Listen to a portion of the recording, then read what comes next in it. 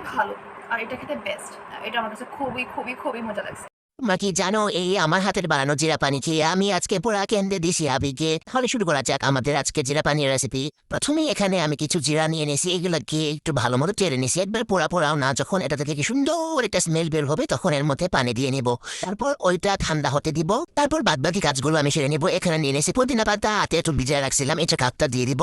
তারপর দিয়ে দিব আইস কিউব করে রাখা লেবুর রস। যখন লেবুর 40 টাকা ছিল তখন আমি লেবু কিনে ওইটা রস করে আইস কিউব করে রাখছিলাম। হে হে, দেখছো তোমরা আমার কত বুদ্ধি, মাসাল্লাহ বাল বাতিন। তারপর দিয়ে দিয়েছিলাম 3 টেবিল চামচ চিনি, তারপর দিয়েছি বিট লবণ, এগুলো কিন্তু ব্লেন্ড করে তারপর জিরা পানিগুলা দিয়ে দিছি। তোমাদেরকে দুইটা আসল কথা বলতেই ভুলে গেছি। এই রেসিপিটা আমি নিয়েছি কন্টেন্ট ক্রিয়েটর আসিফ রাহি ভাইয়ের কাছ থেকে। আর এই ভিডিওটা আমি বানাচ্ছি নাসিম রহমান আশিক ভাইয়ের জন্য। উনি বলেছিল জিরা পানির রেসিপি দেখাতে, তাই আমি দেখিয়েছি। প্রথমটা বানিয়েছি আমি আসিফ ভাইয়ের মতো করে, কোনো রকম সোডা পানি ছাড়া। আর দ্বিতীয়টা আমি স্প্রাইট ইউজ করছিলাম, যেটা খেতে আমার কাছে একটু বেশি মজা লাগছে। প্রথমটা ভালো আর দ্বিতীয়টা বেস্ট, তোমরা কিন্তু দুইভাবে ট্রাই করতে পারো।